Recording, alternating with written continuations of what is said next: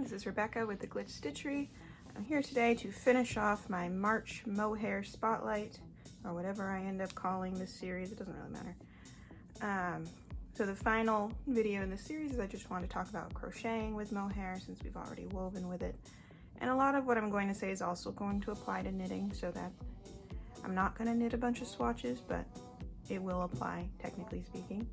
So now you have all this mohair yarn that you spun or bought and you don't know what to do with it, and that's fine because it is a little bit different from other yarns that you probably have in your stash. So I already worked up 4 granny squares of just the different textured mohair yarns that I used in the weaving video. So this one is the 2-ply art yarn that I spun up. And this one is the thread plied art yarn I spun up. This one's the Boucle. And this one is 2 strands of mohair lace. Now, I do use mohair blend yarns pretty often. Specifically, I use a lot of Noro Silk Garden, which has quite a lot of mohair in it. I think it's like 40%, because it makes really awesome socks. So this is just a crocheted pair of socks I did out of 2 balls of Noro Silk Garden, and the mohair makes it a little stronger so it stands up better. So that is one thing you can do with mohair blend yarns, but probably not with these mohair yarns. So what am I going to do with them? I'm not 100% certain what I'm going to do with all of them, but I am going to talk about some things you can do with mohair yarns before I pick my project for this video. So hand spun ones from the locks, depending on the quality of the locks you use, can be pretty soft. Generally, the younger the goat was when it was sheared, the softer the locks were, although that's not like a hard and fast rule, more like a generalized guideline. The ones that I spun were adult locks, but from a reasonably young male goat, so they're still pretty soft and silky. And I could definitely see using this as accent stripes in a larger project, although if I worked with it 100% by itself, it would be incredibly drapey and it wouldn't really hold its shape very well. That's not necessarily a bad thing. It would work really well for a shawl or a scarf, but if I wanted to make a hat with it, I would probably want to stripe it with wool just so I could have a little bit more elasticity to hold it together. This one I already blended it with wool, so it's going to have more body than just mohair.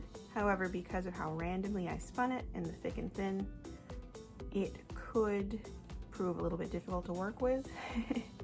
So there's that. It reminds me a lot of, what was that called?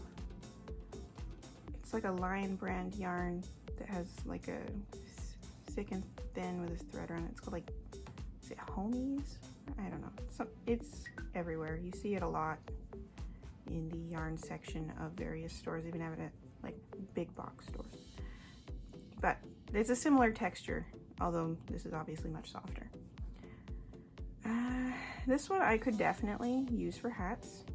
I could use it for gloves. I was thinking that gloves with mohair would be really nice. They'd keep you very warm. They'd fluff up a little bit to trap the air a little bit better.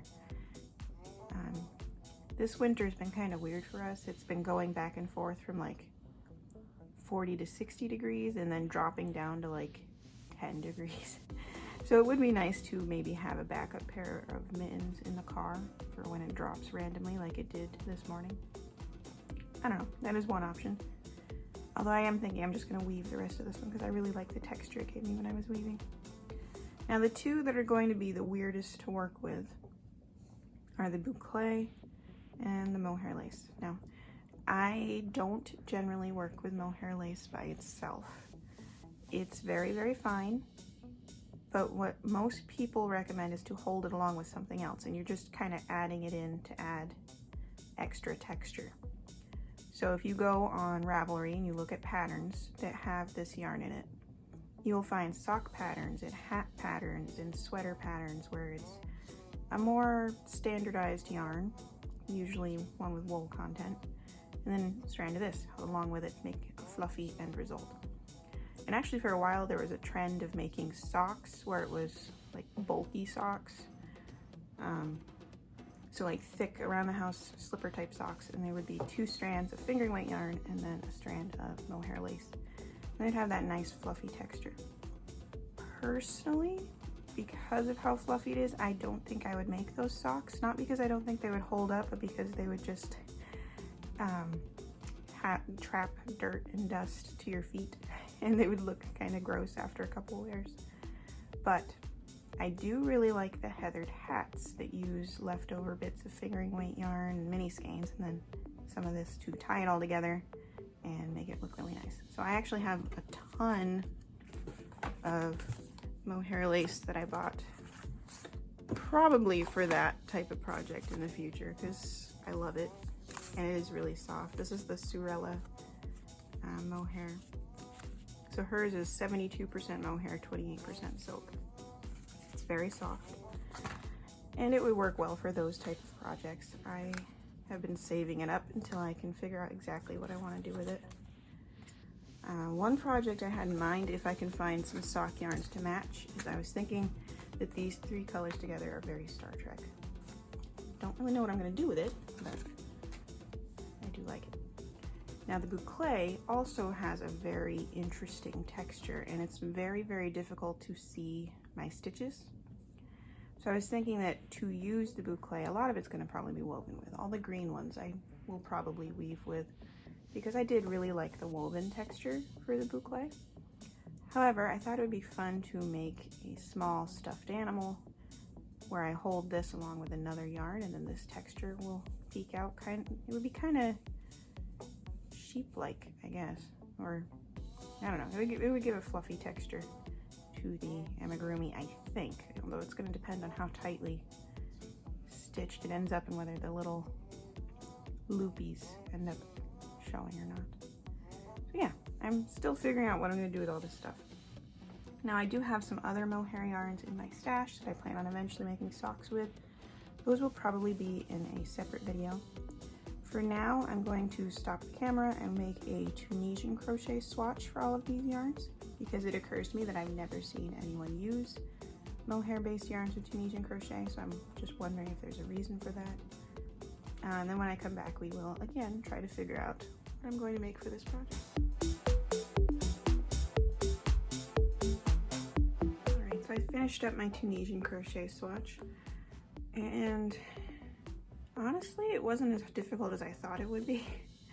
But I will say that because of how fluffy they are, it can be a little bit hard to see the bar. This is all just Tunisian simple stitch. So the 2-ply mohair lock art yarn is at the bottom.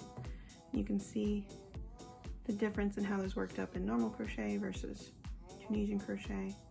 It ended up a little fluffier. I'm not sure if that's because of the part of the yarn I was in or just because of the nature of how Tunisian crochet is worked. It fluffed it up somehow. I'm not sure. Then we've got the thread plied art yarn, and I love textured yarns with Tunisian crochet. You just get some really interesting lumps and bumps, and it's just a really cool look to it, like how this part sticks out here. And I wish that you could feel these, because this is just really fun. This is a very tactile experiment. Now this one, so 2 strands of the mohair lace. I want to do a whole project in this because this is so cool looking. It's just because you have the honeycomb background part from the return pass, and then the looping through from the forward pass. I think that's right. Yeah. And look at that. That is awesome looking.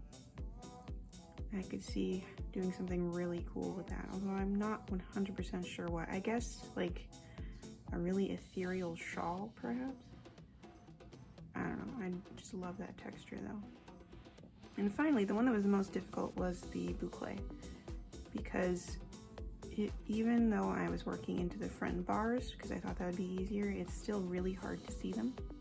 And I also kept getting the loops stuck on my hook. It's not impossible, but it is a lot more difficult, so that's something to keep in mind. All right, so I still feel like I don't know what I want to do for a finished project, but I think that what makes the most sense is for me to work up a pair of mittens I think I'm going to use this one.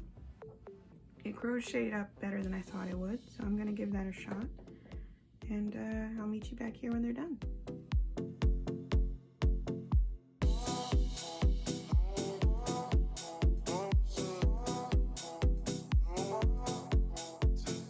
Alright, so I got ahead of myself and I ended up finishing the mittens completely without filming the making process, but I'm pretty happy with how they came out. As you can see, they're pretty fluffy. You can see the little curls of the mohair and tease water peeking out. And because of the mohair, they should fluff up, and then the mohair will kind of lock it together and will make them a little bit more insulating. So that'll be nice, and I definitely need them considering that once again, winter has reared its head and it snowed quite a bit. Although I've already finished shoveling without these, but it would be nice to have them for future shoveling. One of them ended up tighter than the other, I'm not sure why. Anyway, pair of mittens done out of mohair and, well, mohair wool blend. So I really like how those came out. Now, while I was working on them, I also started getting ideas for some future projects that I want to work on made of mohair.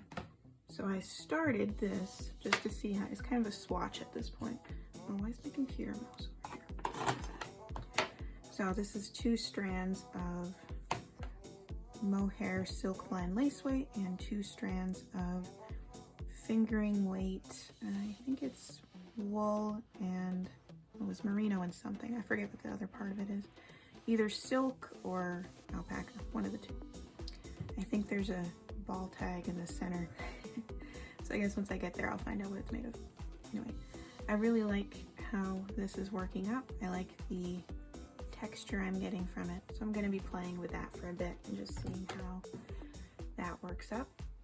And then I was looking through my stash at other mohair based yarns, and I was thinking that these might go well together in some sort of project, just held together, not like striped or anything like that.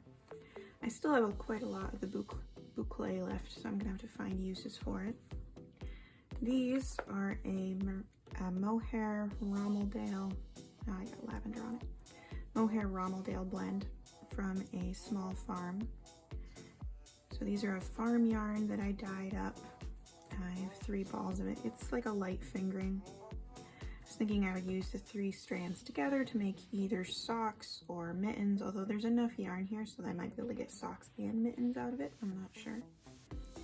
And then I was also looking, and I matched up a bunch of my mini skeins and scraps of fingering weight, and I was thinking if these were the warp, then this would be a really pretty weft.